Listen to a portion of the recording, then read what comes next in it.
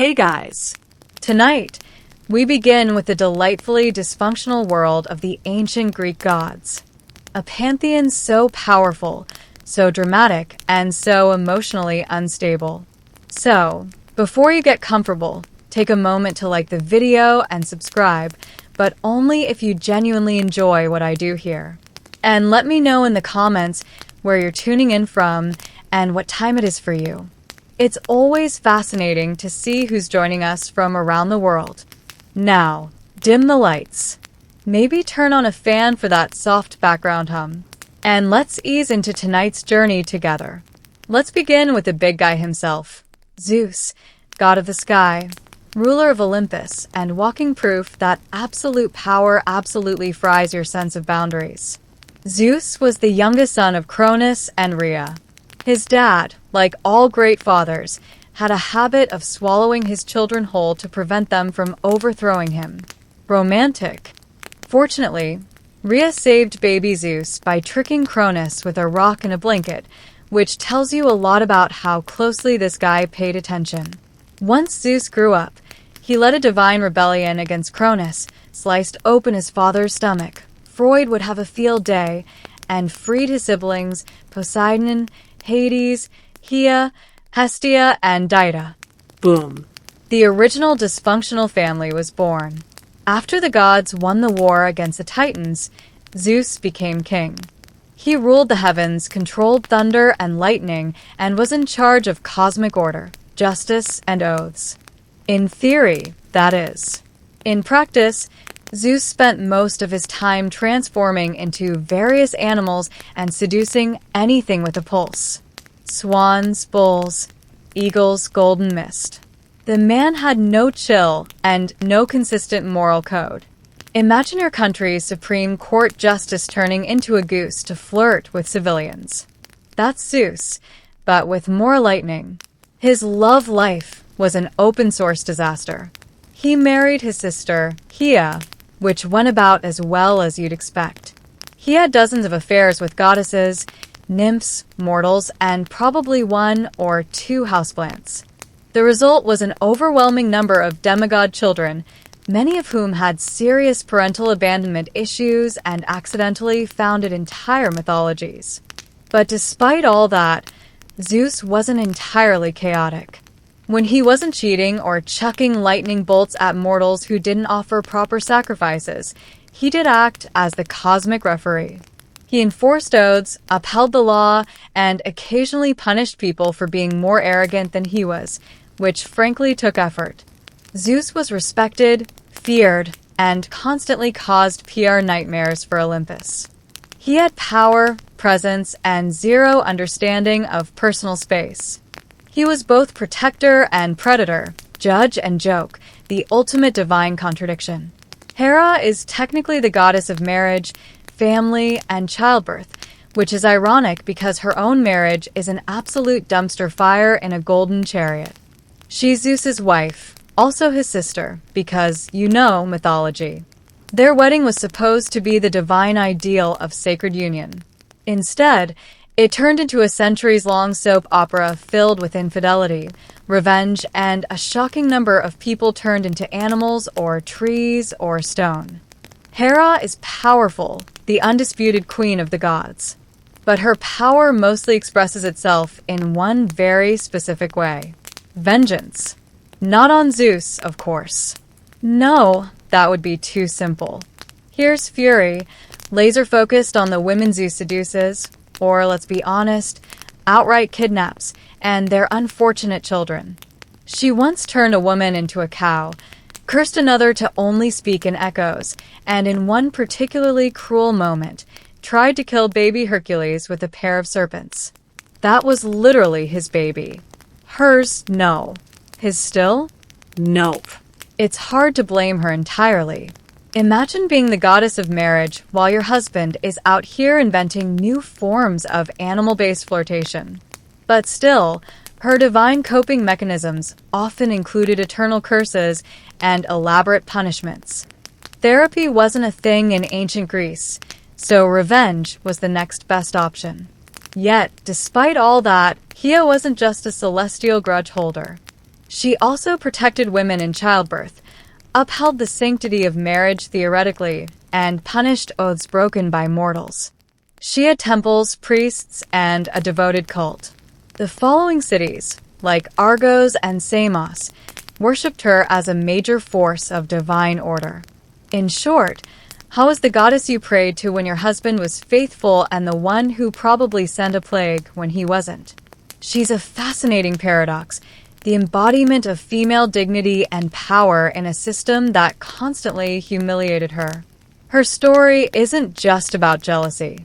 It's about a woman who is supposed to symbolize unity while holding Olympus together with pure spite and decorative fury. Poseidon was the god of the sea, earthquakes, storms, and, for some reason, horses. Because nothing says ocean god like a herd of galloping stallions. But hey, mythology, he was one of the three main brothers. Zeus got the sky, Hades got the underworld, and Poseidon got everything wet, which suited him just fine.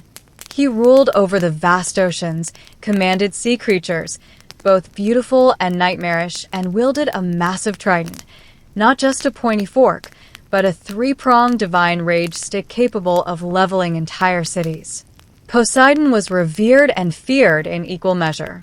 Sailors prayed to him for safe passage. Fishermen made offerings.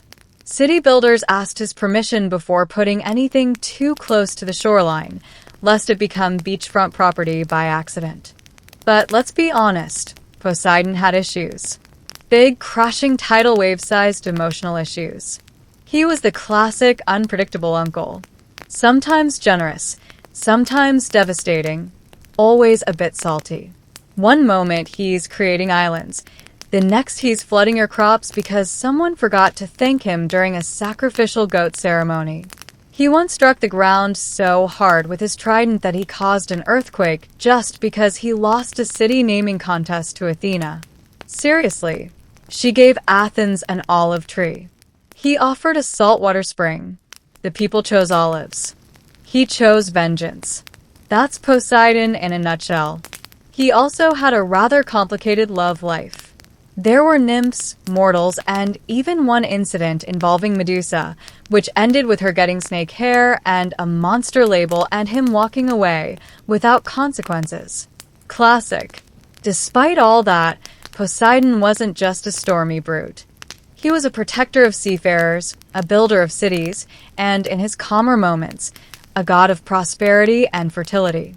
He was essential to ancient Greek life, especially for a culture so dependent on the sea. But like the ocean itself, he was always one storm away from reminding everyone who was really in charge. Hades is the god of the underworld. Not hell exactly, but a vast, gloomy realm where all souls eventually clock out for eternity. Contrary to modern pop culture, Hades wasn't evil. He wasn't even particularly cruel. He was just incredibly tired of everyone. While Zeus got the sky and Poseidon got the seas, Hades drew the short straw and got stuck managing the ancient Greek version of customer service for the dead. For eternity in darkness, surrounded by wailing, Hades ruled the underworld with a quiet, brooding authority. He wasn't flashy. He wasn't loud. He didn't throw lightning or crash weddings. He just showed up to work every day, managing the logistics of eternity and making sure souls didn't sneak out the back. The ultimate middle manager. His domain was called Hades, too, because apparently naming a kingdom after yourself wasn't a red flag back then. It had sections for the heroic Elysium, the average asphodel, and the truly awful Tartarus, ancient Greece's version of a very long detention. And guess who had to oversee all of it? That's right, Hades, the goth workaholic of the gods. Now, about Persephone. Yes, he kidnapped her. Not great. Definitely problematic. But also, and Greek mythology is nothing if not inconsistent, they actually grew into a functional, weirdly stable marriage.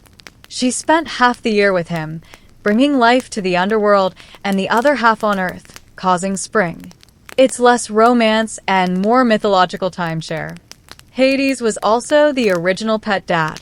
His dog, Cerberus, had 3 heads, a temper, and 0 obedience training. But he kept souls in line mostly. Unlike his brothers, Hades didn't cheat, didn't rage, and didn't crave the spotlight. That's probably why ancient Greeks rarely built temples for him. They were terrified of attracting his attention. He was the quiet, grim uncle you didn't invite to the party, but still respected from a safe, polite distance. Athena is the goddess of wisdom, war strategy, handicrafts, and staying 10 steps ahead of everyone without breaking a sweat. She's basically the divine embodiment of logic in a world full of emotional wrecks with lightning bolts. Her birth alone is enough to give Freud nightmares. Zeus, after swallowing her pregnant mother, Metis, because of prophecy, of course, developed a splitting headache. Instead of aspirin, he got a hammer to the skull. And out popped Athena, fully grown, fully armored, and fully unimpressed with everyone. From day one, Athena made it clear she was not here for nonsense. Unlike her war-happy brother, Ares, Athena viewed conflict like a chessboard, something to be analyzed, controlled, and won with minimal shouting and maximum efficiency. If Eris was a chaotic bar fight, Athena was a war room with spreadsheets. She's also the goddess of crafts, which might seem out of place until you realize weaving in her hands was a battlefield. Just ask Arachne, a mortal who dared challenge Athena to a weaving contest. Arachne won technically, but was then turned into a spider for being a little too talented. Moral of the story: be humble or enjoy your new life in the corner of someone's ceiling. Athena stayed out of romance entirely. Unlike the rest of Olympus, she didn't seduce mortals, marry her brother, or transform into questionable animals. She simply had things to do. Cities to protect, heroes to advise, owls to raise. She guided Odysseus home, helped Perseus behead Medusa, and probably edited the Iliad with a red pen. Athena is the goddess you'd want on your debate team, in your war council, or running your startup. She doesn't scream. She doesn't scheme. She simply outsmarts everyone. Ares was the Greek god of war, bloodshed, and punching first, thinking never. If Athena was at war with a blueprint, Eris was at war with a sledgehammer and poor impulse control. He represented the brutal, raw chaos of battle. The part where screaming men charged into each other and no one really knew what was happening except that things were on fire and someone just lost a helmet. In short, if Ares shows up, things are about to get loud, violent, and deeply disorganized. Personality-wise, he wasn't exactly Olympus's favorite guest. Even his fellow gods didn't like him. Zeus once called him the most hateful of all the gods. And you know you've messed up when Zeus is calling you a problem. Ares was arrogant, hot-headed, and about as subtle as a flaming chariot. He wasn't particularly respected either. The Greeks admired strategy, restraint, and cleverness, things Eris consistently failed to bring to the table. He didn't win battles with tactics. He just stormed in swinging. That worked occasionally, but more often than not, it left a trail of dead bodies and deeply annoyed allies. That said, Eris was still terrifying. He was the god of fear, literally. His sons were named Phobos and Deimos, aka Panic and Terror, and he loved being in the thick of a brawl. He also had an affair with Aphrodite, which sounds romantic until you remember it ended with him getting caught in an invisible net by her husband, Hephaestus, and laughed at by the entire pantheon. Ancient Greek tabloids had a field day. In Roman mythology, Ares got a makeover as Mars, more disciplined, more honorable, and less sweaty. But in Greece, he stayed the chaotic, muscle-bound avatar of violence. Still, Ari had his moments. In times of actual war, he was feared and revered.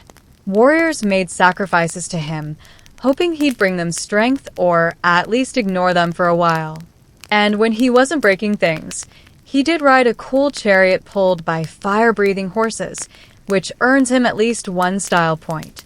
Aphrodite was the goddess of love, beauty, desire, and romantic messes with extremely high body counts. If you've ever seen someone fall in love way too fast with exactly the wrong person, congratulations.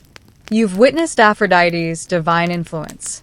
There are two origin stories for her, depending on how much trauma you can stomach. In one version, she's the daughter of Zeus and Dion. In the older and frankly much weirder version, she's born from the sea foam that formed when Cronus chopped off Uranus's, godly equipment and tossed it into the ocean. And yes, that's probably the least romantic origin ever assigned to the goddess of romance. Aphrodite was so stunningly beautiful that mortals and gods alike basically lost their ability to make good decisions in her presence. She had an actual magical belt, the cestus, that made her irresistible to anyone, which, let's be honest, is a mildly unfair advantage in the love department. Despite being the embodiment of desire, Aphrodite's own love life was complicated. She was married to Haristus, the hardworking god of fire and blacksmithing. But she famously preferred the company of Ari, the god of war, which tells you everything you need to know about her taste in men. Their affair was exposed when Hephaestus trapped them mid-romance in a golden net and summoned the other gods to come take a look. Ancient Greece, where revenge and group humiliation were considered excellent conflict resolution. But Aphrodite wasn't all chaos and cheating. She had a softer side, too. She helped young lovers, presided over weddings, and brought beauty to the world. She was the goddess people prayed to before confessing a crush or trying to charm their way out of something stupid. Still, she wasn't above starting wars. She's the one who offered Helen of Troy to Paris, sparking the Trojan War. Why? Because she wanted to win a divine beauty contest. Yes, really. An entire civilization burned because Aphrodite wanted a golden apple that said the fairest. She's the patron goddess of desire, not stability. Beautiful, intoxicating, and absolutely not interested in your relationship boundaries. Haristus was the god of fire, metalwork, and craftsmanship, and was the only Olympian who actually had a job. While the rest of the gods were busy starting wars, chasing mortals, or throwing lightning like confetti, Histus was in the workshop, forging weapons, building palaces, and muttering under his breath. His origin story varies, but none of it is flattering.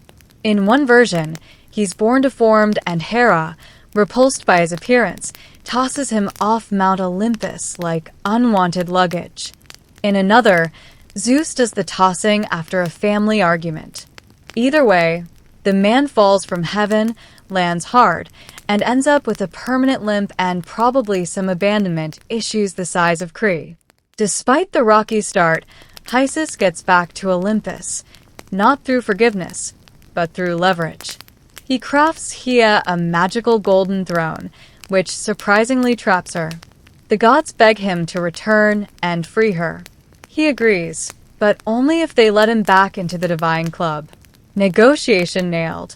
Now, back in Olympus, Hephaestus becomes the divine handyman. He forges Zeus's thunderbolts, Poseidon's trident, Achilles' armor, and pretty much every magical item anyone brags about. If it glows, flies, or explodes, Hysus probably made it while working unpaid overtime. And yet for all his brilliance, he was consistently disrespected. His wife, Aphrodite, who was assigned and not chosen, famously cheated on him with Ares. His family was emotionally distant, to put it kindly. His coworkers are constantly breaking the stuff he just fixed. But Histus never lashed out like Ares or schemed like Hea. His revenge was creative, elegant, and passive-aggressive. Even that net he used to catch Aphrodite and Ari in the middle of their affair. Artisan crafted and designed for maximum public humiliation. Practical and poetic. He's not glamorous. He doesn't sparkle. But he's the god who built Olympus. Literally, Hephaestus is the unsung hero, the working-class deity of the gods, and the patron of blacksmiths, artisans, inventors, and anyone who's ever screamed at a malfunctioning machine and then fixed it with duct tape and rage. Hermes is the god of travelers, commerce, thieves, messaging, and suspiciously fast talking. He's the guy with winged sandals, a staff that probably came with no use, a manual, and an energy that screams, "I've already eaten 3 olives and lied twice today." Unlike most gods, Hermes hit the ground running, literally. On the day of his birth, he crawled out of his crib, stole Apollo's cattle, invented the lyre using a tortoise shell, and then returned to his cradle before anyone noticed. That's day 1. Most gods take centuries to cause that much chaos. Hermes needed about 6 hours. He's known as the messenger of the gods, but that's understating it. He didn't just deliver messages. He smuggled souls into the underworld, guided heroes through enemy territory, and probably invented the divine version of express shipping. If there was trouble, Hermes was already 2 steps ahead of it, leaving behind a suspiciously vague alibi and a charming grin. He also served as the god of commerce and trade because nothing says trustworthy marketplace energy like the same guy who oversees thievery. Hermes represented negotiation, persuasion, and morally flexible entrepreneurship. Basically, the patron saint of salesmen, travelers, pickpockets, and anyone who's ever bartered at a flea market. But he wasn't just a charming rogue. Hermes was loyal when it counted. He helped Odysseus outsmart Circe. He gave Perseus the tools to behead Medusa. He even guided souls to the underworld with surprising tenderness, proving that beneath all that mischief, he had a job he took seriously. Hermes also had a signature accessory, the caduceus, a winged staff with 2 intertwined snakes. It's often confused with a symbol of medicine, which is ironic considering Hermes's primary qualifications were speed, lying, and professional boundary hopping. If Olympus had an IT department, Hermes would be the over-caffeinated tech guy who speaks in acronyms, solves your problems in 2 minutes, and then disappears to go optimize cloud functions, which may or may not involve stealing Zeus's wallet. He's clever, quick, unreliable, and deeply lovable. The god of getting things done, getting away with it, and not answering follow-up questions. Dido is the goddess of the harvest, agriculture, grain, and giving life to the world, provided she's in the mood. When Dido is happy, crops flourish, trees bear fruit, and the world blooms with abundance. When she's upset, well, say hello to winter, famine, and general withering disappointment. She's one of the quieter Olympians. Doesn't throw thunderbolts, doesn't start wars, and doesn't turn people into animals. But don't mistake quiet for harmless. She can shut down the planet's food supply with one bad mood, which, as it turns out, she did. Enter Persephone, her beloved daughter, the literal flower child of Olympus. One day, Persephone is out picking flowers, minding her own mythological business, when the earth opens up and Hades, god of the underworld and professional kidnapper, swoops in and abducts her. Classic Greek parenting crisis. Dea, understandably, loses her divine mind. She searches the earth in grief, refusing to let anything grow until her daughter is returned. Crops fail. Animals starve. Mortals beg for mercy. Demet's response: no perspicacity. No produce. Eventually, Zeus intervenes, mostly because the humans are dying and no one's getting any sacrifices. A deal is struck. Persephone will spend part of the year with Hades and part with Dido. And thus, the seasons are born. Spring and summer, Dido's happy. Fall and winter, she's pouting. So yes, one of the most important natural cycles in human existence comes from Dido's seasonal mood swings. Global agriculture is powered by maternal grief and emotional blackmail. Mythology at its finest. Dido also had a strong sense of justice. She once taught humans how to grow wheat and build civilizations, then turned around and burned a royal baby because the parents interrupted her mid-ritual. It's a fine line between the goddess of life and a terrifying earth witch. But at her core, Dida represents nurture, resilience, and the sacred bond between mother and child. She brings life from the ground and takes it away just as easily. Dionysus is the god of wine, revelry, fertility, theater, madness, and those questionable decisions you make after your third glass of whatever he's pouring. He's the divine embodiment of YOLO, wrapped in ivy, slightly intoxicated and possibly summoning a panther. Born under very dramatic circumstances, Dionysus started life as the child of Zeus and a mortal woman, Semele. When Hera found out, because, of course, she did, she tricked Semele into asking Zeus to reveal his true godly form. Spoiler: it vaporized her. Zeus, ever the problem solver, stitched the unborn Dionysus into his thigh and carried him to term. Yes, thigh pregnancy. Greek mythology, where nothing is weird enough to question. Dionysus grew up wandering the earth, spreading winemaking, chaotic joy, and mild existential dread. He was followed by a rowdy entourage of satyrs, maenads, and woodland party crashers, a traveling circus of ecstasy and potential property damage. His worship wasn't just about fun and grapes. Dionysian rituals involved letting go of your identity, your inhibitions, and sometimes your clothes. His festivals were wild and immersive and often involved masks, theater, and very questionable decisions under the stars. Think Burning Man, but with divine consequences. But Dionysus wasn't all fun and fermented joy. He had a temper, a very theatrical one. If you mocked him, refused his worship, or interrupted his vibe, things got weird. One king who banned his cult was driven mad and dismembered by his own people. Another was turned into a dolphin. He didn't do light punishment. He did statement punishments. Yet he was also deeply compassionate, especially to outcasts, misfits, and those outside polite society. He gave comfort to the broken, voice to the silenced, and occasionally transformed people into vines, which is probably symbolic of something. Dionysus is the paradox of divine liberation and chaos. He's joy and destruction, art and madness. The god who blesses you with creativity one moment and has you dancing barefoot in a vineyard the next, questioning your life choices. Artemis is the goddess of the hunt, wilderness, wild animals, and the moon. She's also the goddess of no, I will not explain myself, and yes, that was a threat. Often depicted with a bow in one hand and zero tolerance in the other, Artemis is one of the few Olympians who didn't need thunderbolts or love potions. She had precision, discipline, and a pack of divine wolves. Twin sister to Apollo, Artemis arrived in this world in typical overachiever fashion. She helped deliver her own brother shortly after her own birth.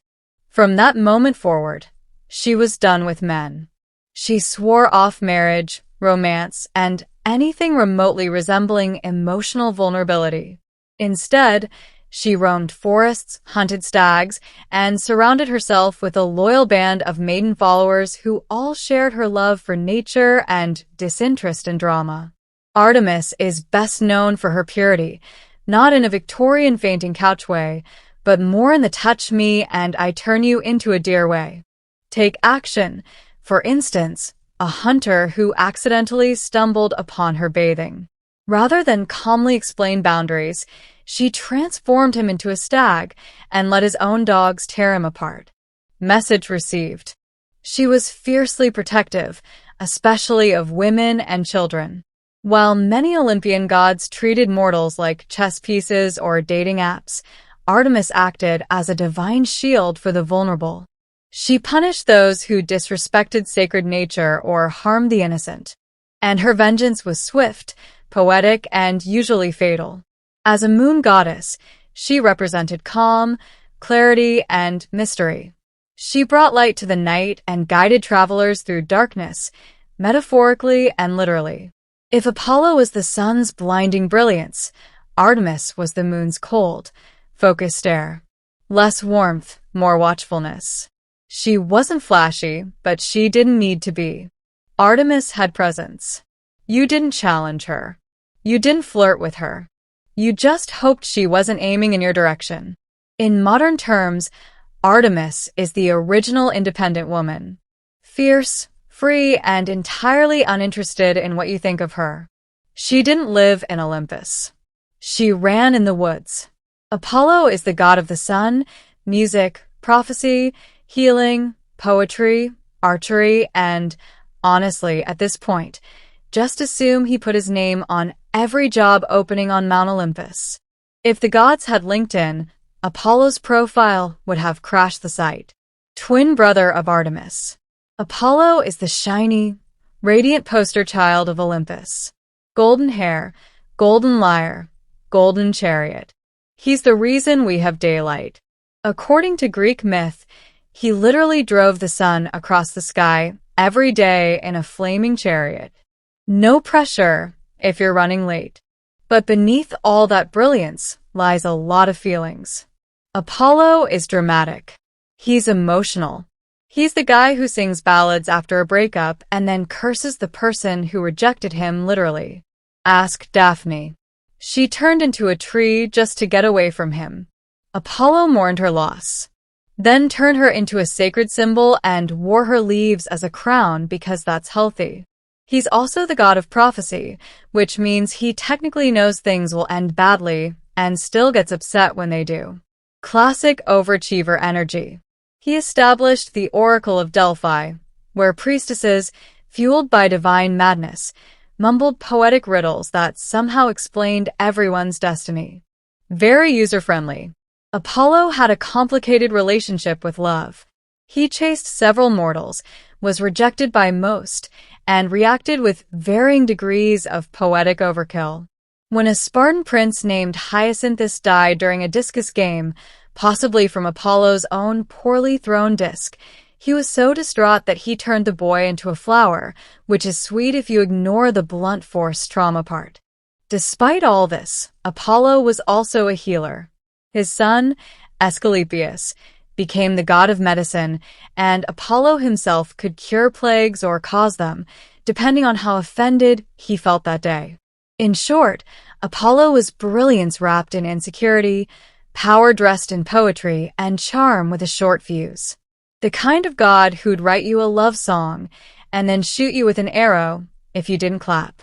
Hestia is the goddess of the hearth, home, and domestic peace, who is ancient Greek for the only Olympian who didn't cause weekly international incidents. She was the eldest child of Crones and Rhea, and also the first to be swallowed whole by her charmingly paranoid father. Later, she was the last to be vomited back up when Zeus overthrew him, which means technically she's both the oldest and youngest Olympian. Yes, Greek mythology is a funhouse mirror of logic. Unlike her more chaotic siblings, Hestia chose peace. She didn't participate in power struggles, didn't throw curses, didn't sleep with mortals, and didn't even throw shade. She was offered a throne on Olympus, shrugged politely, and gave it up to Dionysus. Why? So she could tend the eternal flame and not get dragged into family drama.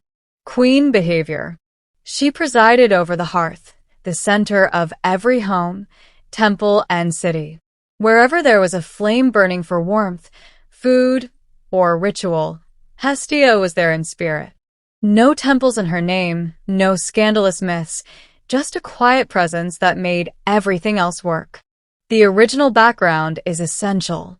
She was also the goddess of hospitality. In a world where shelter and food meant survival, she represented the sacred duty of caring for guests. Invoking her meant your fire would stay lit, your bread wouldn't burn, and hopefully your relatives would leave on time. And unlike most Olympians, she didn't go around turning people into animals, inanimate objects, or ironic morality lessons. Hestia didn't need revenge. She had a well-swept floor and inner peace. Because of her, every meal began and ended with an offering. Every city had its flame burning in its heart. And every prayer circle probably had someone whispering, "Thank you for not being a handful."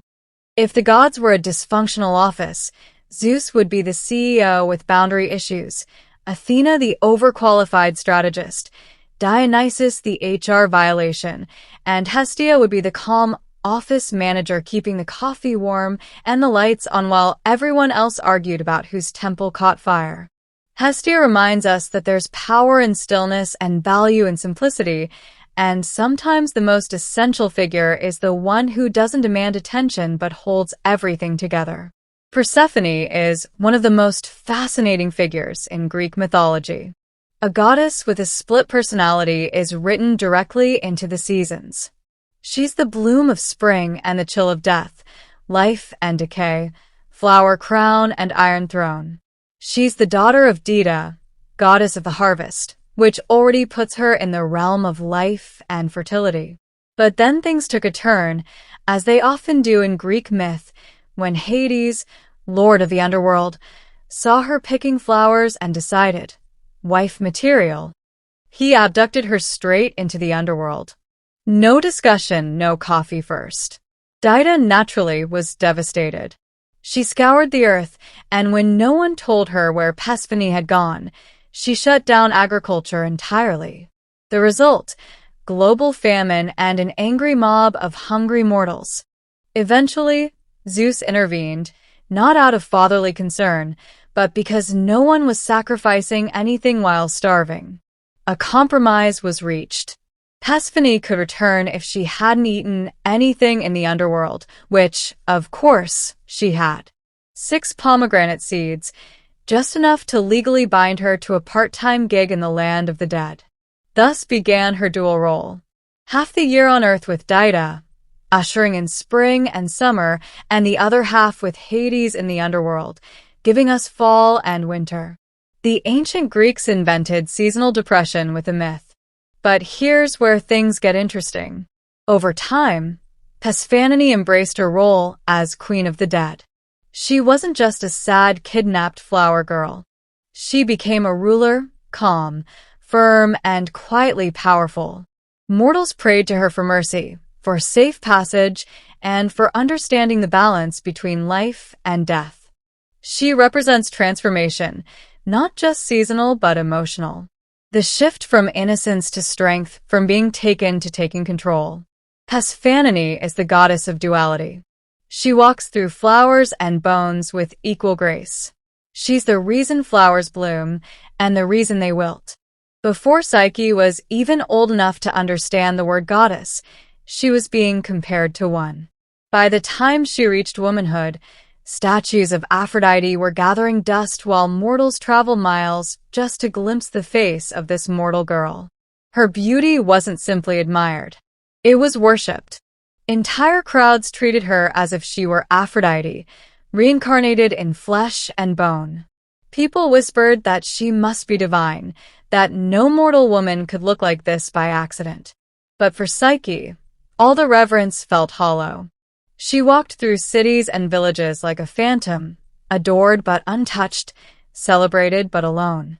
No one dared to approach her with true affection. Men looked at her like a living painting, flawless, silent, and untouchable.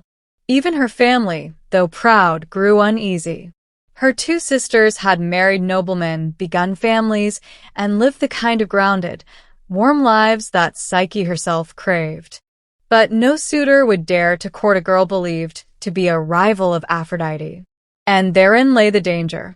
You see, the gods weren't fond of competition, especially Aphrodite. Watching her temples grow silent while mortals laid garlands at the feet of a mere girl made the goddess burn with divine rage. To her, Psyche wasn't a beautiful child. She was an insult carved into flesh. Yet Psyche knew none of this. She spent her days walking gardens alone, speaking to no one. She'd never felt a lover's touch or heard a whispered vow in the dark. Her beauty had become a curse, one that distanced her from the only thing she truly wanted, a soul that saw her, not just her face. She would stand by her window at dusk, watching the horizon fade and thinking perhaps this was her fate, to be loved by all but held by none. No priest, no oracle, and no stranger ever offered an answer until one day someone did. But it wasn't a man. It wasn't a priest. And it wasn't a mortal. It was a goddess. And she wasn't offering love. She was demanding revenge.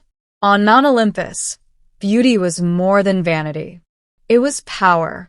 And no one wielded it like Aphrodite. She was the goddess of desire, of seduction, of divine charm. But lately, her temples echoed with emptiness. Her statue stood lonely beneath the sun. Why? Because mortals now knelt before a human girl, Psyche, as if she were the new goddess of love. To Aphrodite, this wasn't just offensive. It was treason. The goddess watched from her celestial perch, her envy twisting into hatred. She had destroyed kings for less. How dare a mortal girl steal her worshippers? How dare she exist as a living insult to divine beauty? And so Aphrodite did what goddesses do.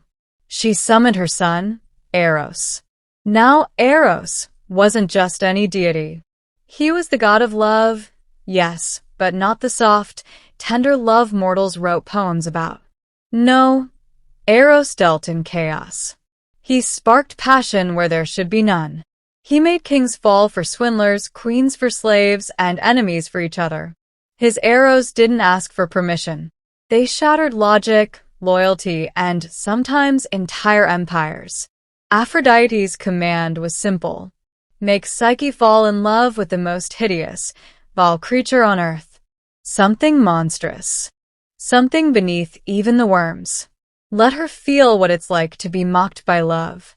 Eros, ever the obedient son, accepted. Bow slung over his back, quiver full of divine arrows. He descended to the mortal realm under the cover of moonlight. He found Psyche asleep in her chamber, candlelight flickering across her features like water. She was beautiful, too beautiful. And Eros, who had pierced 1,000 hearts, felt his own skip a beat. This wasn't right. This wasn't part of the plan. Still, he reached for his arrow. But in his distraction, something went wrong. His hand slipped. The arrow pricked his skin. Just a drop. But it was enough. The god of love had just fallen victim to his own power. And in that moment, fate shifted. For Eros would no longer be his mother's weapon. He would be Psyche's silent protector. But neither of them knew what price the gods would demand for this forbidden affection. And Aphrodite would not forgive betrayal. Os vanished before Psyche could stir from her sleep. The wound from his own arrow was still warm on his skin. He had pierced countless hearts, but never once had he fallen prey to his own game. Now, with every beat of his heart, he felt a longing he didn't understand, a need to protect her, to cherish her, to hide her from the cruel eyes of Olympus. But protection came with sacrifice. He couldn't tell her the truth. If Aphrodite discovered he had disobeyed her, or worse, that he had fallen in love, there would be no mercy. Not for him, not for Psyche. So, Eros made a quiet vow. He would love her from the shadows. Meanwhile, Psyche's life grew stranger by the day. No suitors came. Her beauty, once a spectacle, now seemed cursed. Whispers of divine punishment swirled through the kingdom. Her father, desperate and afraid, consulted the oracle of Apollo, and the words returned were cruel. She shall not wed a mortal man. Instead, she will marry a monster, a beast feared even by the gods. Send her to the mountaintop, dressed as a bride. There, her fate awaits. Her family wept. Her sisters gasped, but Psyche stood still, silent, as if the wind had carved her into stone. A monster. This was her destiny. Not love, not choice, but sacrifice. Still, she agreed, not out of courage, but out of resignation. She had been adored like a goddess, yet never touched by love. Perhaps this cruel, monstrous fate was simply balance. Oz watched from above, his heart twisting with guilt. He had meant to protect her, but now the gods had spun a web he couldn't untangle. If he intervened openly, his mother would know. But if he did nothing, Psyche would be lost. So, he devised a plan. He would take her to a secret place, a hidden palace known only to him, cloaked in illusion and silence. He would love her, not as a god, but as a shadow.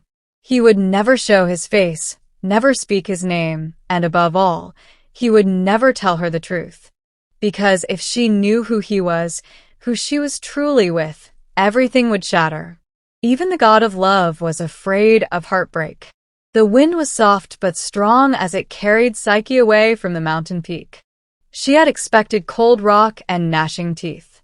She had braced for a monster's roar, but instead there was silence, gentle, surreal silence. When she opened her eyes, she was no longer on the mountain. She stood in a meadow of glowing flowers, more radiant than any garden she had ever known. A path of polished stone wound through the field, leading to something impossible, a palace grander than anything human hands could build. Its pillars shimmered like moonlight on water. Its halls whispered her name without sound. Psyche stepped through the threshold, expecting fear but finding peace. Servants she couldn't see guided her hands, washed her feet, and placed robes upon her shoulders. Food appeared, warm and fragrant, though no one set the table. At night, a voice, deep, tender, and kind, spoke from the shadows. Do not be afraid. You are safe. This is your home. It was him, her unseen husband, the one the oracle had promised. But there was no snarling beast, no monstrous form, just a voice. And strangely, it didn't frighten her. He never revealed himself, not even in darkness. Each night, he joined her in the quiet velvet of the bedchamber. He touched her face like a dream. He whispered laughter in her ear. And each morning, he was gone before the sun rose. She was falling fast. Love without sight, intimacy without form. Each word he spoke made her ache for more. But the one thing he always begged for was this. Never try to see me. She asked once gently, why? The voice tensed. If you see me, I must leave you forever. And so she obeyed. But the mystery grew heavier with each passing day. How could such a kind, thoughtful man be the monster the oracle warned of? Why must love hide its face? And why, when she whispered her name, did he never whisper his? Psyche told herself it didn't matter, that she didn't need to know. But the human heart is a curious thing. And the seeds of doubt, once planted, never stay buried for long, especially when family comes to visit. And especially when sisters come bearing poison disguised as love. It had been weeks, perhaps months. Time moved strangely in the invisible palace. Psyche knew peace, laughter, luxury, and love. But she also knew isolation. No faces, no names, no truth, just a voice in the dark and shadows that kissed her lips. Then one morning, her husband's voice was different. Sorrow will follow if you see them, he said. See who? Your sisters. They believe they come out of love. But what they bring is ruin. Psyche's heart cracked. She missed them. Their teasing, their warmth, even their jealousy. They were her last connection to the mortal world, to the girl she used to be before gods and palaces and mystery husbands. She pleaded, let me see them, please. Just once. Oz hesitated, but he could never deny her. He agreed with one warning. Do not let their words poison what we have. They will try to unravel your trust. You must not listen. And so the winds that once lifted Psyche carried her sisters to the garden gates of the invisible palace. When they saw her, they were stunned. She was alive, more than alive, radiant, draped in silks finer than any queen, her skin glowing like starlight.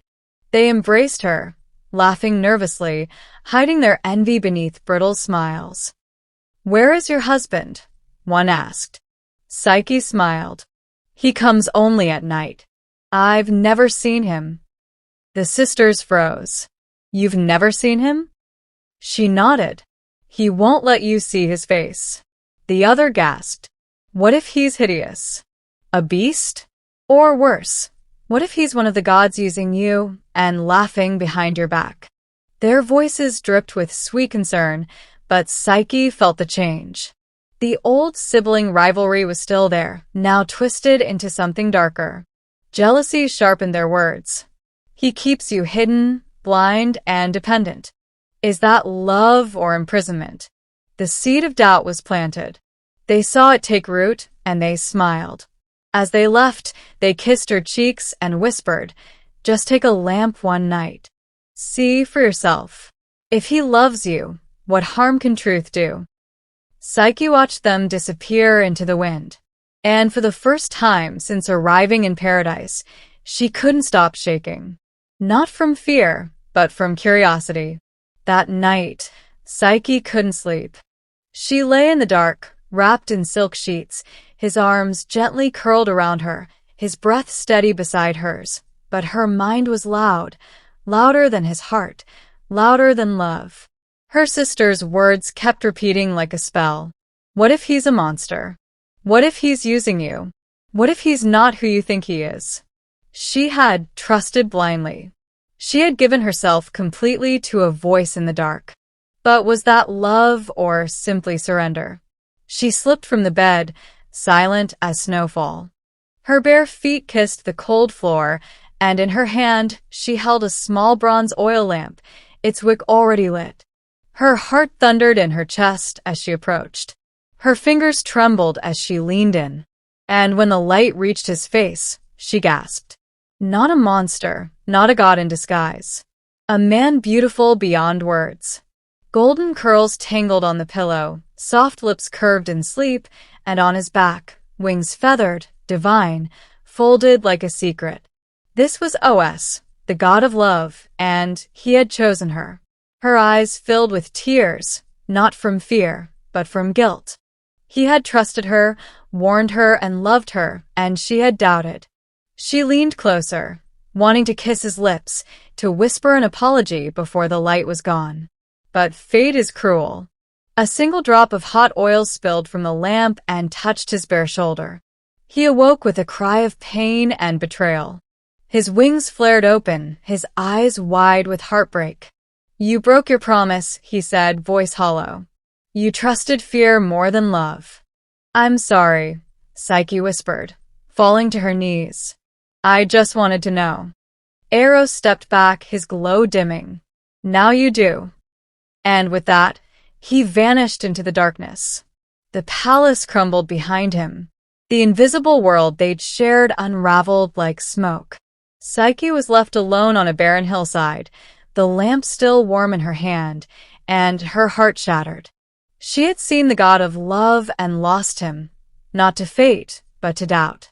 Psyche wandered barefoot and broken across a world that suddenly seemed colder. The lush gardens, the silken halls, and the voice that once lulled her to sleep are gone. The sky offered no answer. The earth gave no comfort. Only her regret remained. Each step was heavy with sorrow. She called out to Os in forests, in fields, in rivers, and even in dreams. But there was no reply. The god of love had vanished, not from Olympus, but from her life. In desperation, Psyche returned to her father's home.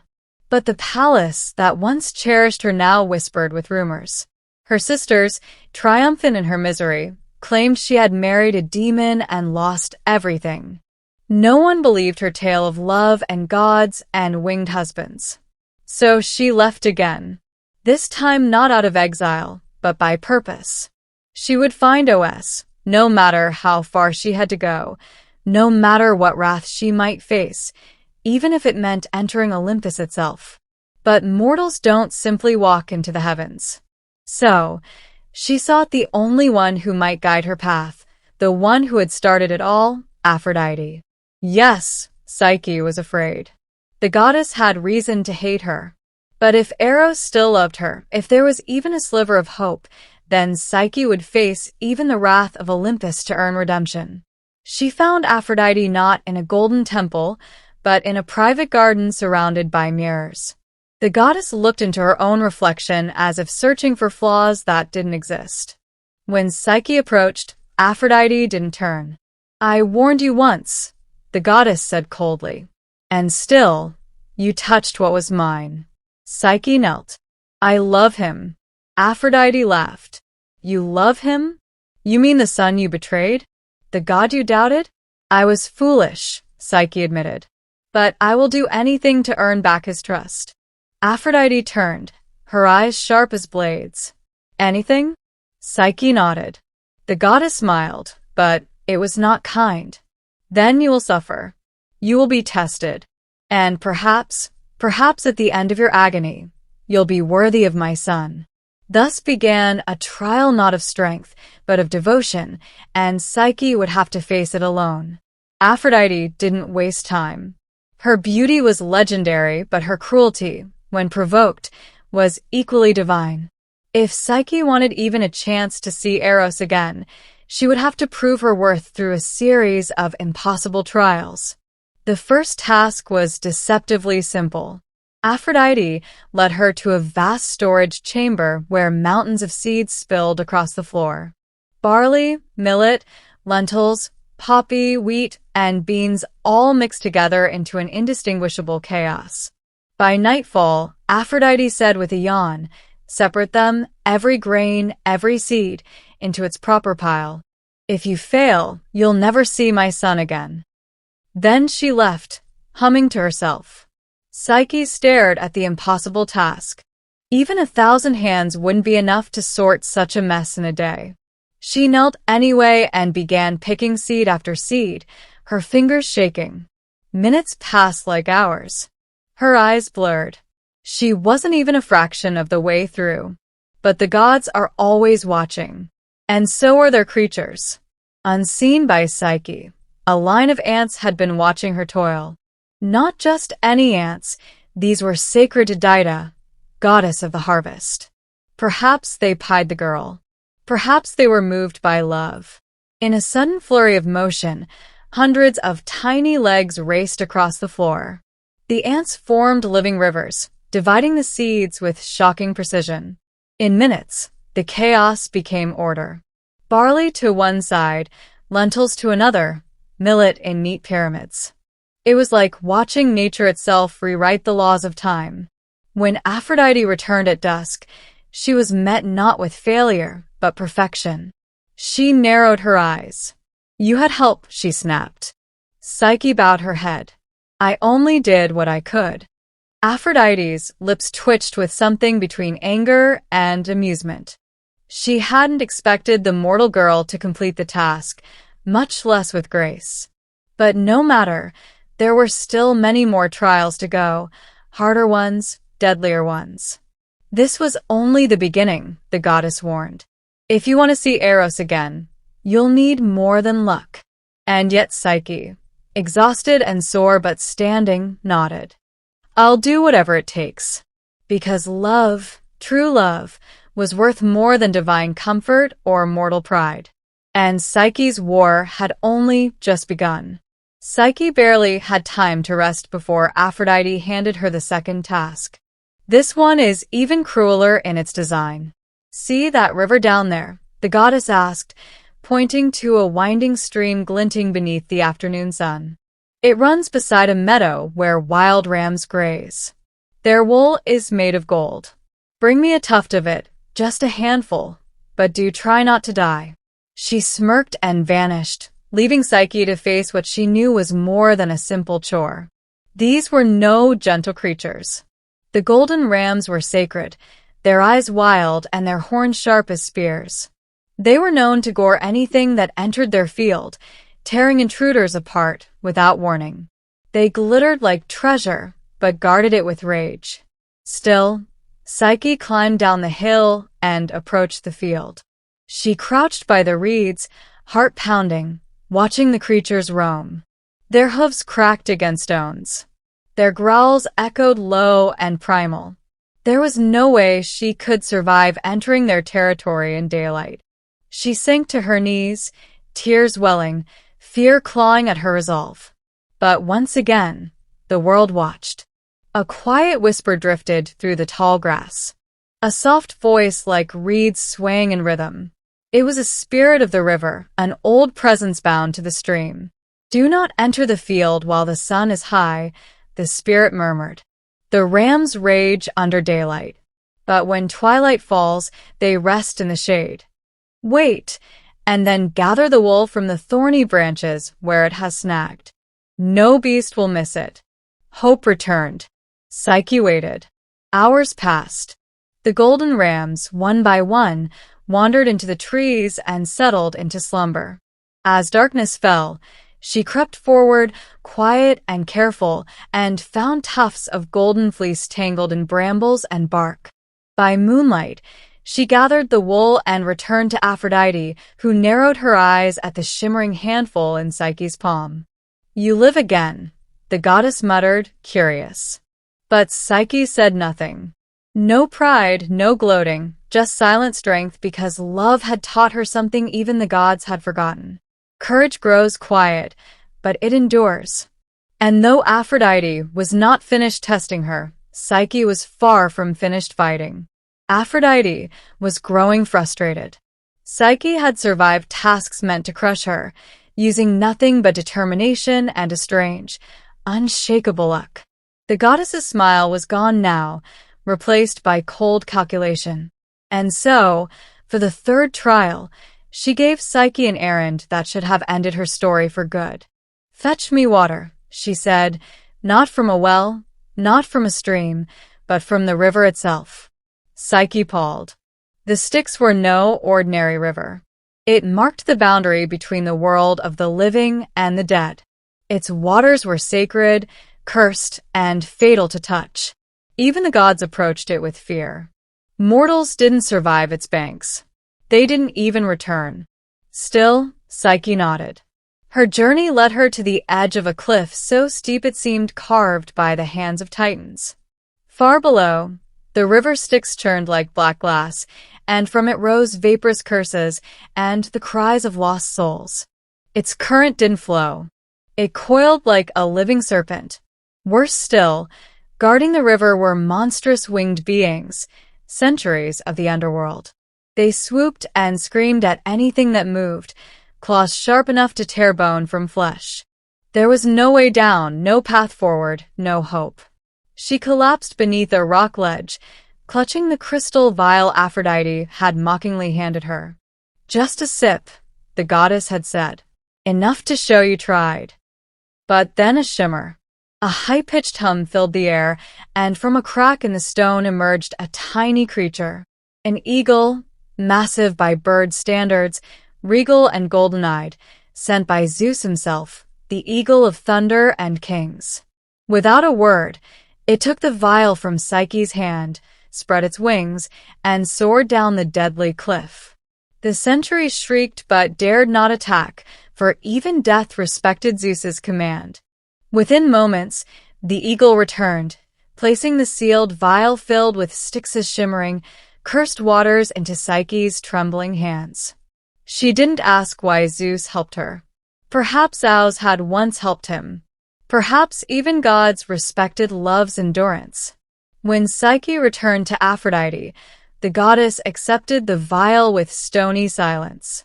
Psyche had passed again, but the final trial would take her where even gods fear to go. And not all love stories survive a journey into the underworld. Aphrodite's voice was colder than the Styx themselves. "For your final task," she said, "you will journey to the realm of Hades. There you will beg Queen Persephone for a box of her beauty. A gift, you see, for me. I'm feeling quite worn lately. Your existence exhausts me." It was a death sentence. Even the boldest mortals avoided the underworld. The living did not enter Hades' realm and return, but Psyche no longer hesitated. If the path to Os lay through darkness, then darkness would not stop her. Guided by whispers from sympathetic voices, some say Demeter, Others say invisible demons of kindness. She found a hidden entrance, a cave that pierced the world's surface, like a forgotten scar. She brought with her 2 coins for Karen the ferryman and barley cakes for Cerberus, the 3-headed hound. Every step deeper drained the warmth from her bones. The air was thick, not with smoke, but silence. The souls she passed drifted like memories, thin, hollow, and unreachable. At the river, Karen accepted her payment and rowed her through still waters stained with forgotten grief. When Cerberus appeared, snarling at the threshold of Persephone's palace, she fed him the cakes. He quieted, licking his blood-stained jaws. Inside, Persephone sat serene on her obsidian throne, eyes like polished garnets. "You come for beauty," the queen said, not unkindly. "But at what cost?" "I do not want it for myself," Psyche replied. "I must deliver it to Aphrodite." Persephone nodded. Perhaps she, too, understood the madness of love. She handed Psyche a small sealed box, plain, unmarked, and yet unbearably heavy. "Do not open it," the queen warned. "It is not meant for your eyes." Psyche thanked her and turned to leave. The journey back was quiet but heavier now with temptation. The box pulsed in her hands. Surely just a peek couldn't hurt. She told herself no, over and over. But doubt, like before, crept in. What if this beauty made her worthy of OS again? What if this were the final key? The surface was near. Her heart raced, her fingers twitched, and as light returned to her face for the first time in days, she opened the box, and darkness consumed her. The moment Psyche opened the box, expecting light and beauty, a cold mist spilled from it like a breath from the grave. It wasn't beautiful. It wasn't divine radiance. It was sleep. Not ordinary sleep, but the deathless slumber of the underworld crafted by Persephone to preserve her power, not to beautify Aphrodite. Psyche didn't scream. She didn't collapse. She simply dropped. Her body fell softly onto the grass at the edge of the mortal world. The sealed box beside her, her limbs frozen, her breath silenced. She wasn't dead, but neither was she alive. Caught in an eternal pause, her heart stilled by her own curiosity. And that might have been the end of Psyche. But love has a way of surviving even death. Far away in Olympus, OS had not forgotten her. His wounds had healed, but his heart had not. He had kept away at his mother's command, tormented by visions of Psyche toiling through impossible trials. And when he heard she had entered the underworld, he knew she had done it for him. Defying Aphrodite, braving death, all for love. That was no mortal girl. That was a queen. OS defied his mother, bursting from Olympus in a blaze of wings and gold. He raced through the skies, the clouds splitting at his heels, until he found her, motionless, silent, lying like a marble statue kissed by the dusk.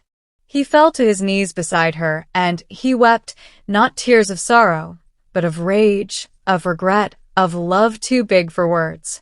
He lifted the box gently and sealed it shut. Then, without hesitation, he leaned down and kissed her lips.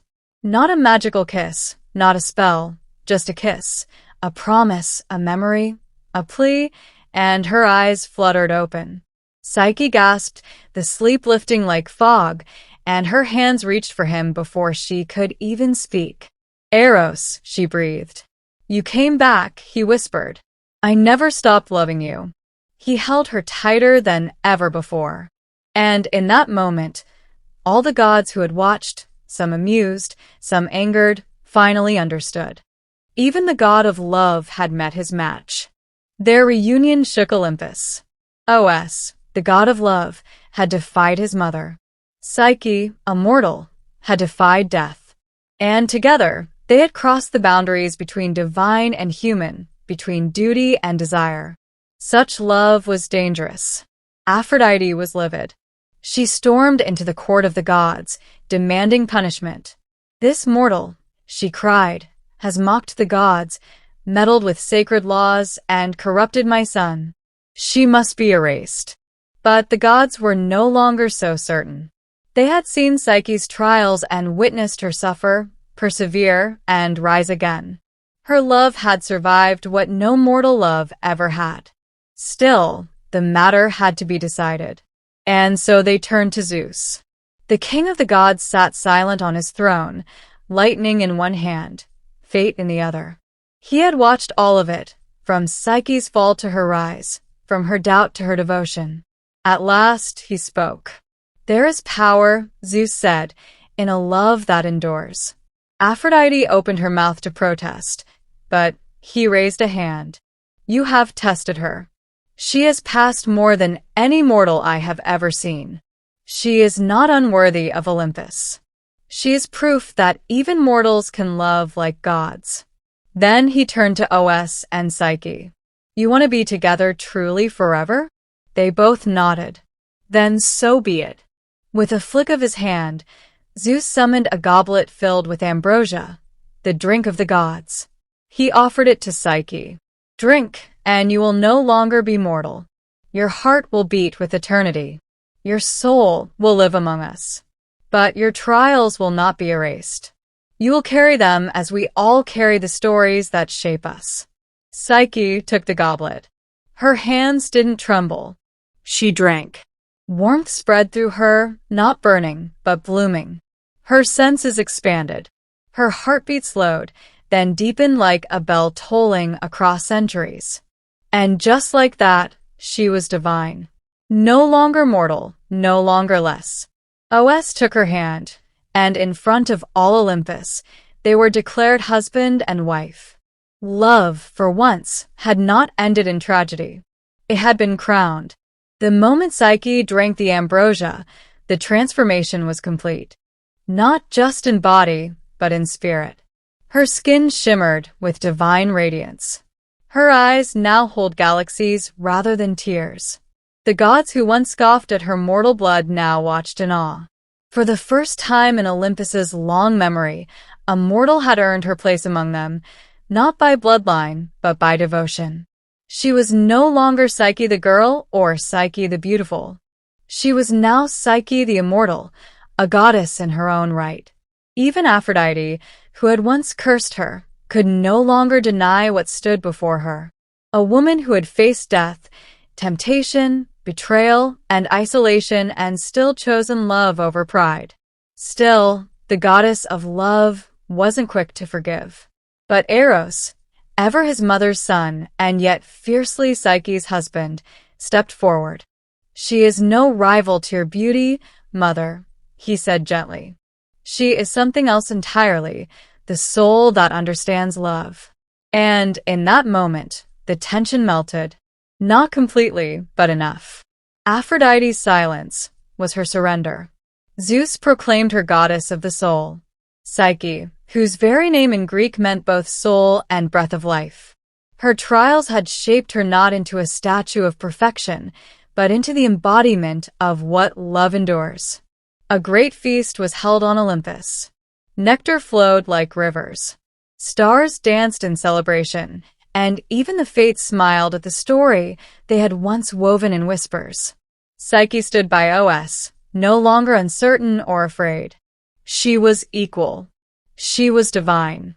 Together they watched the skies above and the mortal world below, guardians of love and the soul's journey. And from their union, a daughter was born. Hidwan, goddess of pleasure and delight, symbol of joy, born from the union of love and soul. Where once Psyche had walked among thorns and shadows, she now danced in eternal light. Not because she was perfect, but because she had loved, fallen, suffered, and risen again. She was proof that even mortals, even the broken-hearted, could reach the heavens, one trial at a time. And so, the tale of Os and Psyche did not end in tragedy, as so many mortal loves do, but in transformation, not into myth, but into something far greater. A truth whispered across centuries, from temples to bedrooms, from storytellers to dreamers. Love, real love, is not easy. It is tested. It is doubted. It is wounded. But when it endures, it becomes eternal. Psyche's journey had begun with beauty, a curse she never asked for.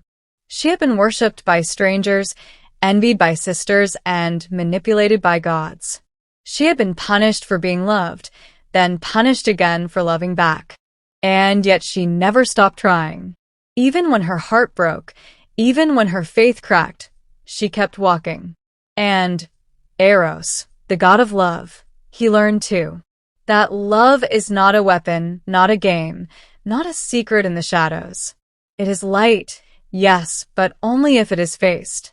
Together, they taught even Olympus a lesson it had long forgotten. Love does not belong solely to the gods. It belongs to anyone willing to fight for it. In temples across Greece, lovers would offer prayers not just to Aphrodite, but to Psyche. They would whisper her name before marriages, births, and even funerals. Because she wasn't just a goddess, she was a reminder that the soul can survive despair. That love, when it falls, can rise again. And that no matter how deep the underworld, no matter how sharp the trial, the heart knows the way back. Today, long after temples have crumbled and empires have fallen, the story still lives. In the word psyche, meaning soul. In the word psychology, the study of the soul. And in every tale where love is tested and triumphs, Eros and Psyche live on, not as marble statues, but as echoes within all of us.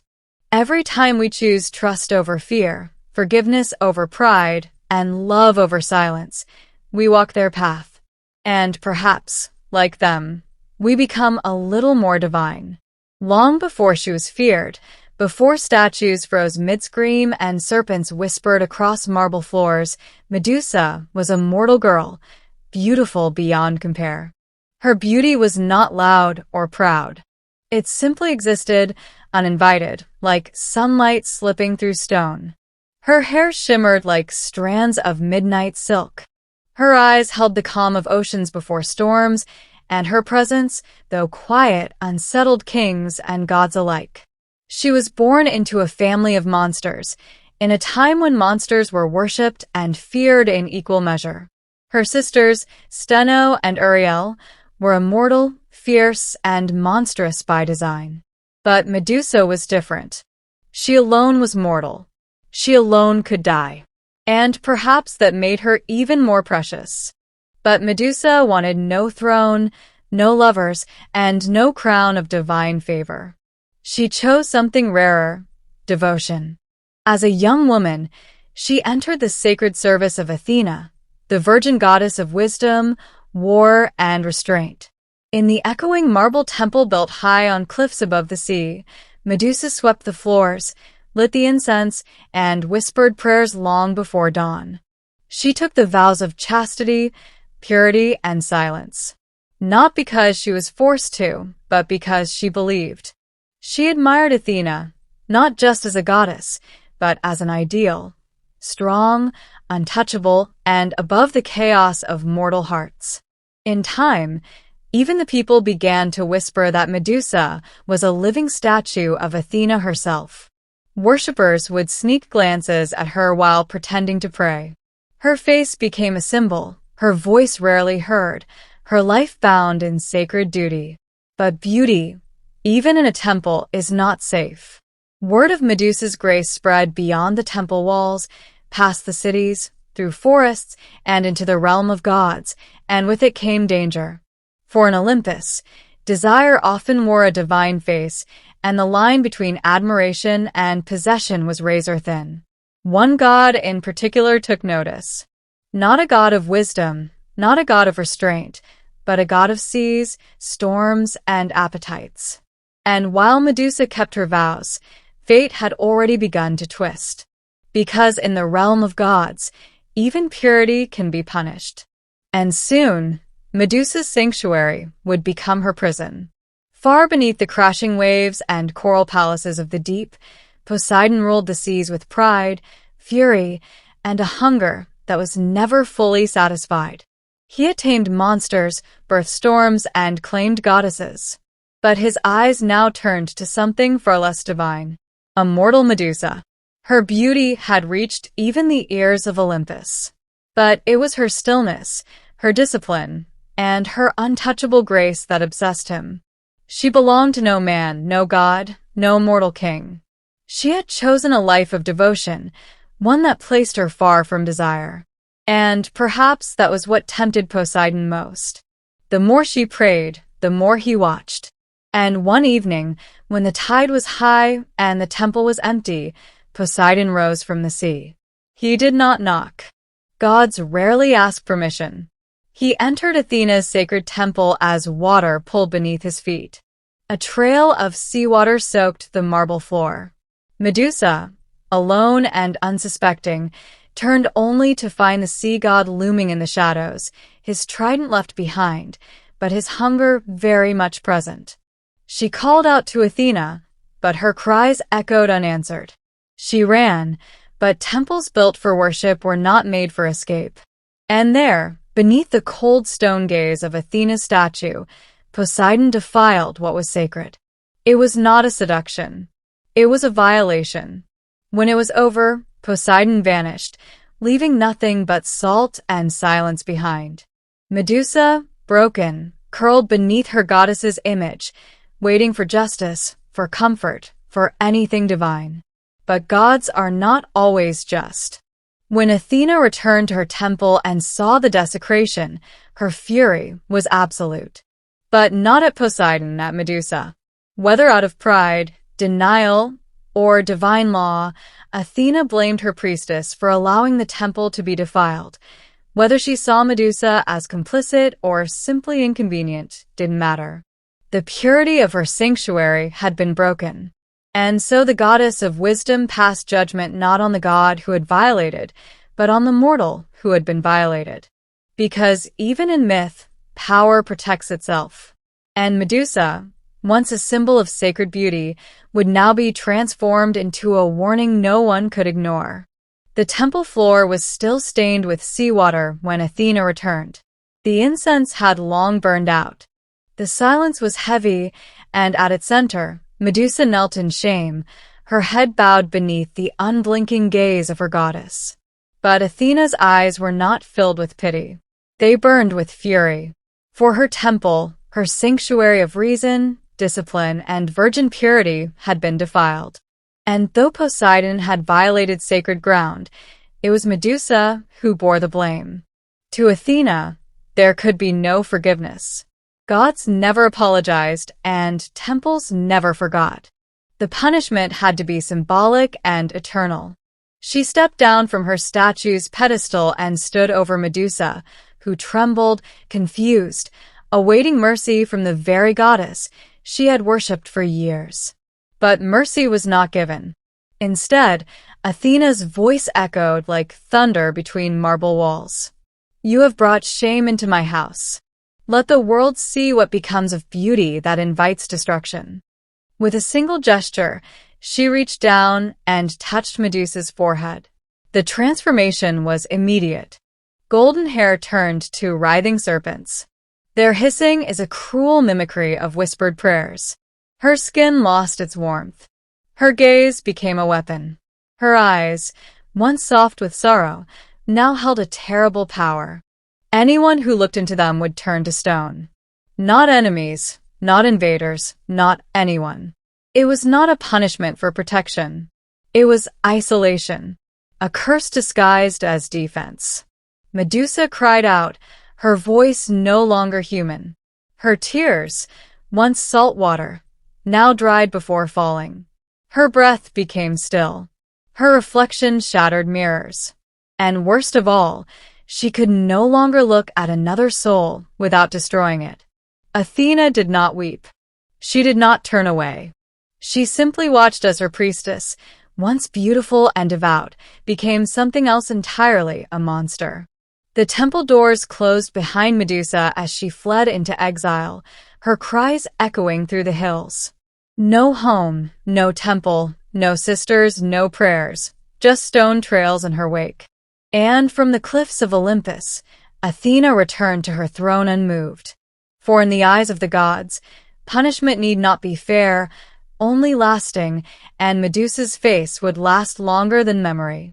Banished from the temple and city, Medusa wandered into the wilderness, alone, cursed, and feared. Her steps carved a trail of stone across the land. Each accidental glance at a passing creature turned it to lifeless marble. Birds mid-flight, deer in the brush, even insects that dared meet her gaze, frozen forever in silence, she sought refuge where no man would follow, in the distant lands beyond rivers and ruin to a bleak, windswept island at the edge of the world, a place untouched by gods or mortals. There she built no shelter. What use was a roof when the stars offered no comfort? What use were walls when her enemies had once been her protectors? The cave she entered was already half filled with statues, long-forgotten warriors, beasts, or perhaps even fellow wanderers who met her eyes for a moment too long. And so began her second life, not as a priestess, but as a pariah. Medusa no longer wept. Tears belonged to the girl she once was. The girl who believed in justice, who offered incense to Athena, and who thought love could be earned through loyalty. That girl had died on the temple floor. In her place stood something else, not a monster, but a woman shaped by betrayal. Her serpents whispered to her in dreams, not in words, but in instincts, warnings of intruders, and echoes of approaching footsteps. Her hair had become her guardian. Her eyes, her curse, her soul, a flickering memory. She began carving the walls of her cave with images, faces, hands, and the temple she once served. Even her sisters, memories were fading, and stone was all she had left. Occasionally, heroes would come, lured by stories of a cursed maiden or tempted by the challenge of slaying a beast. They believed she was evil, that by killing her, they might rise in glory. But none of them returned. They underestimated her. Not just her power, but her pain. And yet, with each death, Medusa felt less like a victim and more like the very monster the world imagined. Her humanity had not died, but it was fading. And the gods, they had already looked away. Far from Medusa's cave, in the bustling city-states and sacred temples of Greece, her name began to change. No longer spoken in mourning, it passed from mouth to mouth like a warning, distorted, retold, and reshaped. Medusa, the Gorgon. Medusa, the cursed temptress. Medusa, whose gaze turns men to stone. Her past as a devoted priestess, a mortal girl who served the gods, was buried beneath myth.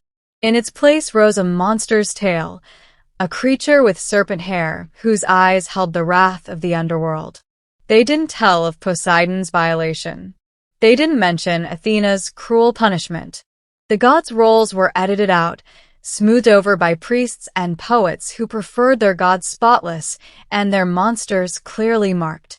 Children were warned to obey their parents, or Medusa would come in the night.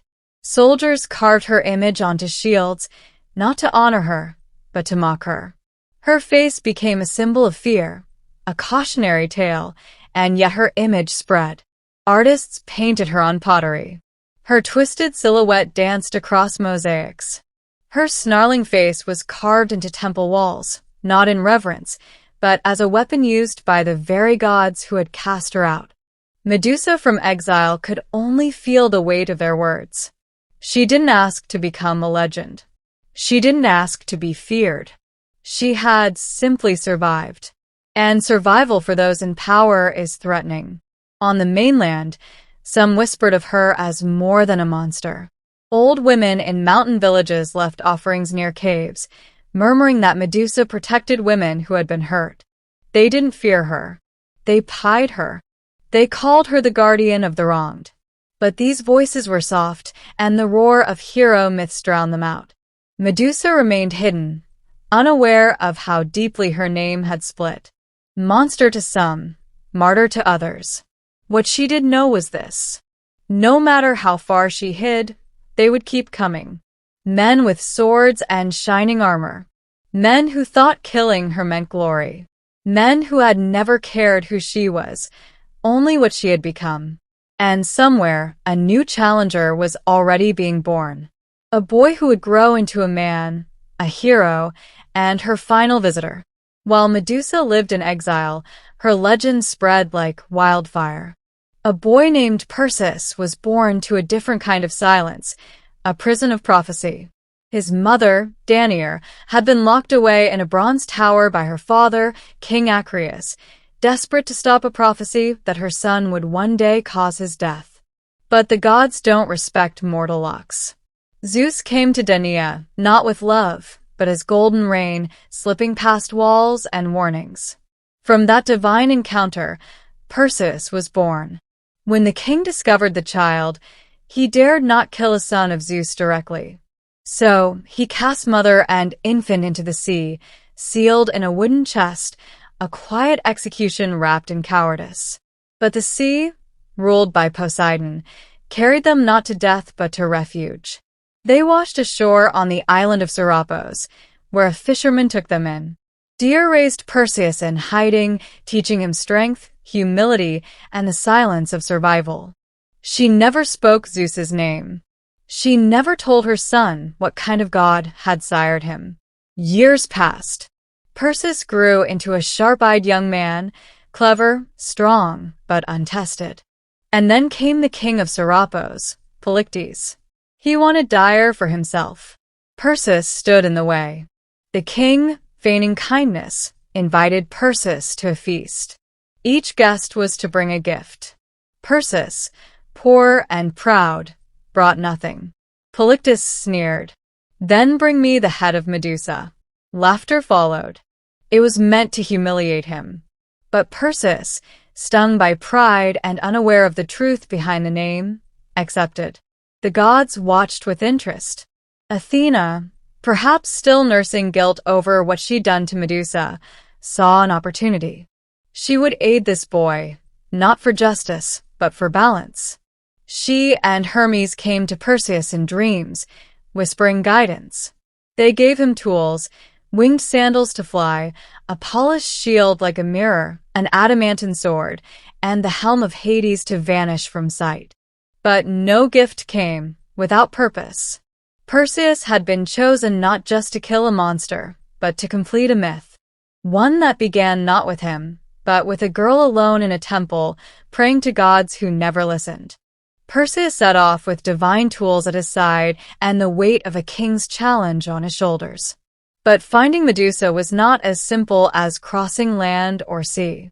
Her location had been buried by time, hidden even from the gods who had cursed her. To find her, Perseus needed answers that no mortal could give. He sought out the Grey, 3 ancient sisters who shared a single eye and a single tooth between them. They were older than gods, draped in shadow and spite, living in the void between light and nightmare. They knew where Medusa slept, for they were her kin. Perseus didn't beg. He didn't plead. He waited until one of the sisters passed the eye to another and snatched it from their hands.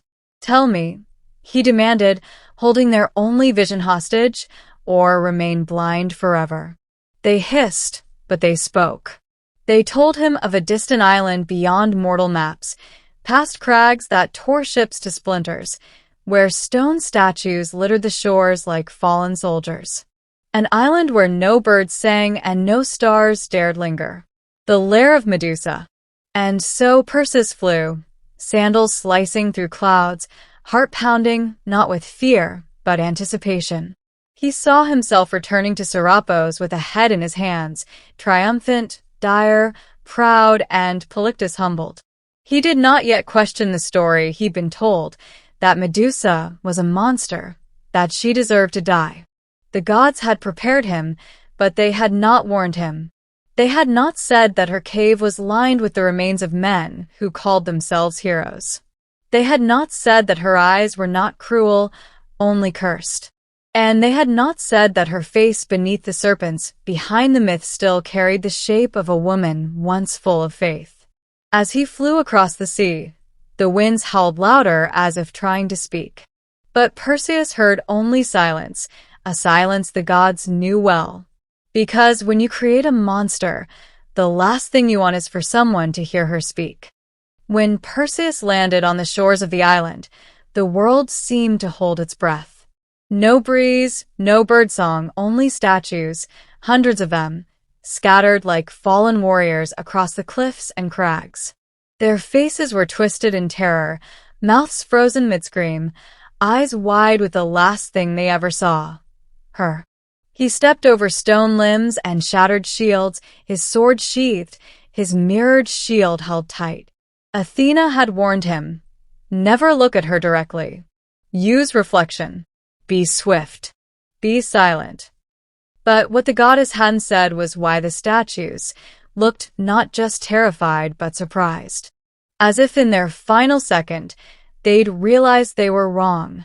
Perseus moved deeper into the cavern, wings folding behind him. The air was thick with damp moss, snake musk, and something else. Sorrow.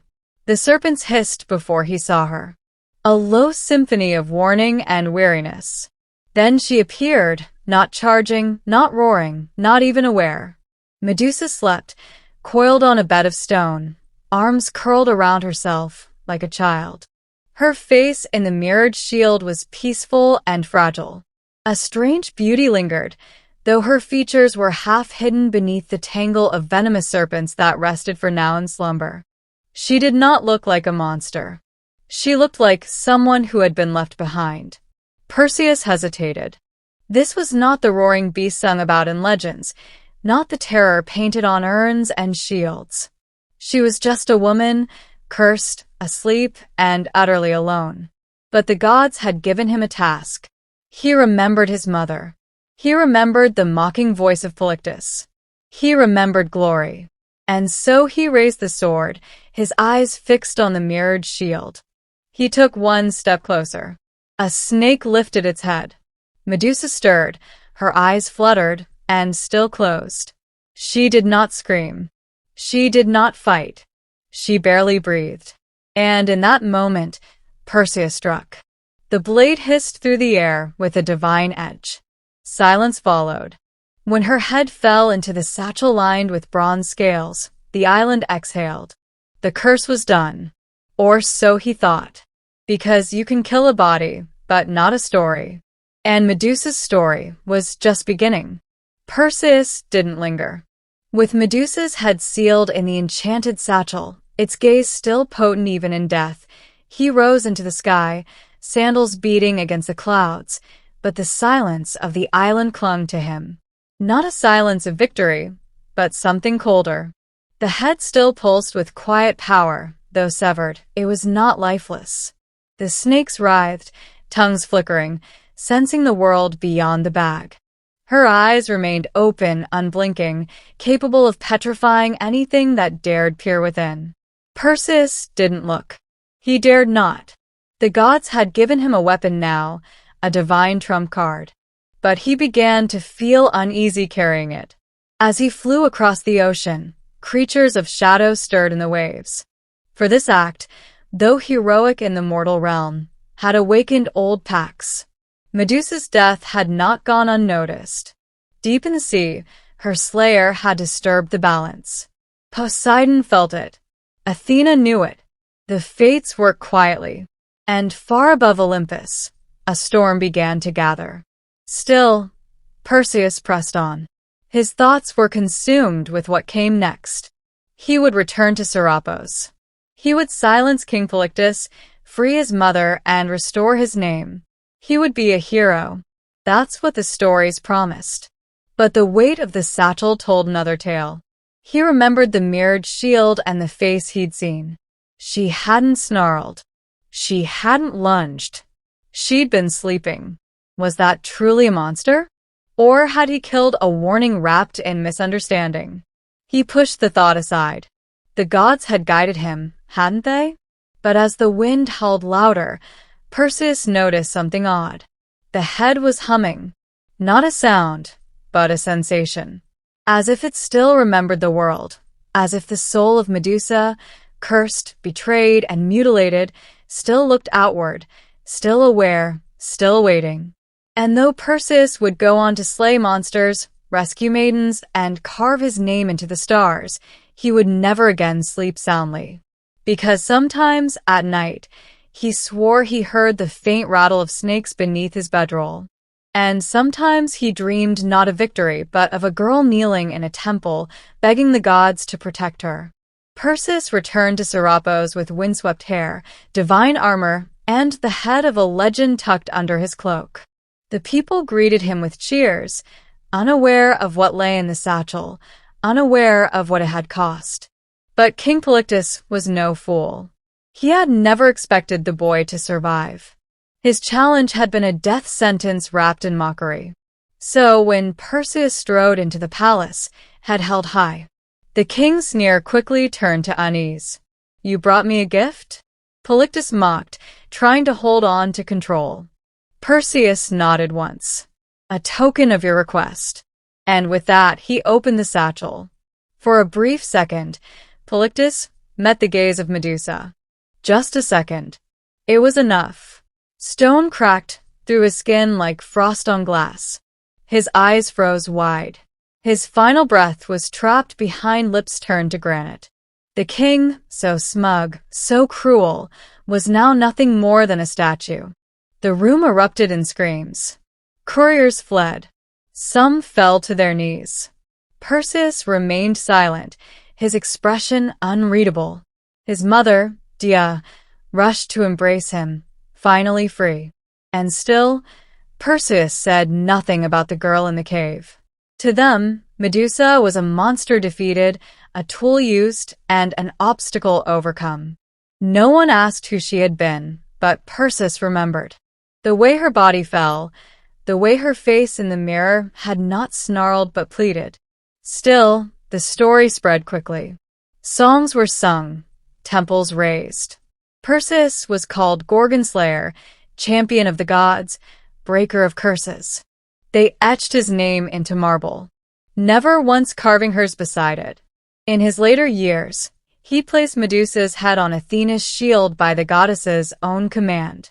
Her face, once scorned, was now turned outward as a weapon of divine justice. But not justice for her, justice for others. Even in death, Medusa served. Even in silence, her power remained. And Perseus, the golden hero, walked beneath that shield for years to come. Every victory was won with the face of the woman he had slain. He was loved. She was feared. And neither could change the roles the gods had written for them. After Perseus's triumph, Athena summoned him to Olympus, not just to praise him, but to claim what had always belonged to her. Not the sword, nor the sandals, nor the helm of Hades. She wanted the head of Medusa. Perseus obeyed, offering the satchel without question.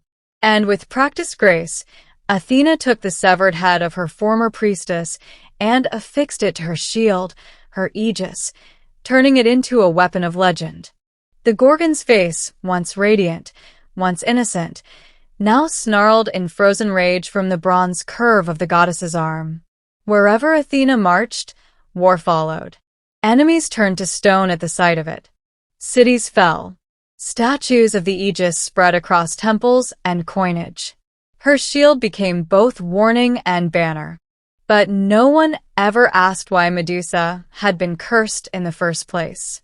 Athena, the goddess of wisdom, carried the face of a woman she had once punished. Not as a reminder, not out of guilt, but as a symbol of divine power, of what happens when mortals overstep. Yet some whispered differently. Some said Athena was not reclaiming a weapon, but granting Medusa immortality. That by placing her on the aegis, she ensured Medusa would never be forgotten. That the girl who had once cried in her temple was now etched into eternity, where even the gods had to carry the consequences of their actions. But the truth, as always with gods, was layered in paradox. Athena had condemned Medusa for shaming her temple, and now she wielded that same shame as a trophy. The transformation was complete. Medusa had been a priestess, then a victim, then a monster, now a weapon, an icon. And yet, somewhere in the curve of that sculpted jaw, in the tragic slant of her petrified eyes, something still lived, something the world couldn't unsee. Because even as she turned armies to stone, there were always a few, just a few, who looked upon her face and didn't see a monster. They saw a question, a protest, a warning. And that is a power no blade could match. Medusa's face now stared outward from Athena's aegis, unblinking, eternal. To most, it was a symbol of divine terror, of enemies turned to stone, of battles won with a single glance. But to those who looked closer, that gaze held something more than fury. It held memory. It held injustice. It held the truth no temple scroll ever dared to write. Through the centuries, warriors marched behind that shield, unaware that the face they wielded once belonged to a woman who had never raised a hand in violence. Her curse, gifted by the gods, had become a tool of empire. The weaponization of her trauma was complete. Still, her eyes continued to see. Long after her voice had been silenced, her gaze bore witness to 1,000 battles. She watched kings rise and fall. She saw temples crumble and heroes turn cruel. She saw altars raised to men who had called her a monster and prayers whispered by women who understood what she had lost. And sometimes those women left offerings. Tiny clay serpents placed at hidden shrines. A lock of hair wrapped in cloth. A whispered name buried in the dark. Not out of fear, but remembrance. Because long before Medusa became a cautionary tale, she had been a protector. Her cave had become a graveyard of would-be conquerors. Yes, but also a sanctuary. A place no man could enter and survive. A place where the hunted became untouchable. In time, her legend fractured. To some, she remained the Gorgon.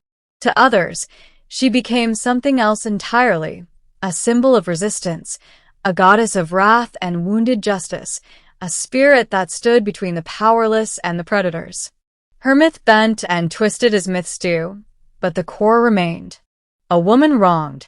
A woman reshaped by pain. A woman whose story had been stolen, but whose stare could never be taken away. And so her gaze endured across paintings, sculptures, shields, coins, and dreams. And in every retelling, someone new would pause. Someone would ask, was she really the monster? And in that question, Medusa lived again. Centuries passed. Empires crumbled. New gods rose and fell. But Medusa endured not as flesh and blood, but as symbol and shadow. Her face, chiseled into marble and cast in bronze, migrated across cultures. In Byzantium, in Rome, in forgotten corners of the world, her image lingered just beneath the surface of myth and memory. But something strange happened over time. The tale began to split. In one version, she remained the monster, the Gorgon, the serpent-haired killer who turned men to stone with a glare. Her head became a talisman against evil, mounted above doors, gates, and armor. Soldiers carried her into war, hoping her legend would strike fear deeper than any spear. But another story quietly grew alongside it, one whispered by poets, philosophers, and women whose voices rarely made it into scrolls. In this story, Medusa was not a beast to be slain, but a wronged woman, punished for beauty, cursed for a crime committed against her. This version didn't roar, it murmured.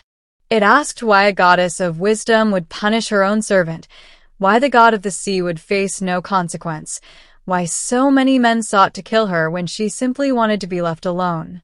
In taverns, in libraries, in hidden corners of temples, these questions bloomed like weeds in cracks of marble. And slowly, the image of Medusa began to shift again. She became a mirror, not of terror, but of truth. Women began to see themselves in her.